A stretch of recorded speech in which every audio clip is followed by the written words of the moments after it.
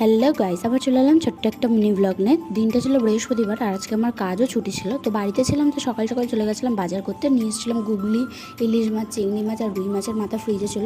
আর দু রকমের শাক নিয়ে এসেছিলাম, কুলেখাড়া আর লাল শাক। বেলা হয়ে যাওয়াতে রান্না তাড়াতাড়ি বসিয়ে নিলাম। এখানে শাক ভাজা বসিয়েছিলাম আর এখানে মাছের মাথাটা বসিয়ে নিয়েছিলাম। আর শাকটা ভেজে ধুয়ে রেখেও দিয়েছিলাম কিছুটা তুলে, পরের দিনে ভাজবো বলে। তো এখানে আমার ডাল হচ্ছিলো আর এখানে আমার লাল শাক ভাজা বসিয়েছিলাম।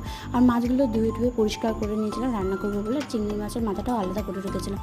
আর এই যে ইলিশ মাছ ভাজা, আর এদিকে পটল চিংড়ির জন্য আলু আর পেঁয়াজ ভাজা হচ্ছিলো।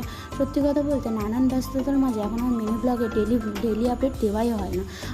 আর কিছু কিছু মানুষ আছে যারা আমার ভিডিও দেখে, ইভেন তাদের সাথে দেখা হলে তারা আমাকে বলে যে তুমি মিনি ব্লগ করো না, তোমার ব্লগগুলো দেখি বেশ। আর সেই কথাটা শুনে সত্যি আমারও খুব ভালো লাগে যে কেউ আমার মিনি ব্লগও দেখে, ইভেন তাদেরও ভালো লাগে আমার এই মিনি ব্লগগুলো। তো যখনই বাড়িতে থাকি চেষ্টা করি একটা করে মিনি ব্লগের আপডেট দেওয়ার জন্য। আর সত্যি কথা বলতে যখনই আমি মিনি ব্লগ করতে যাই না কেন, তখন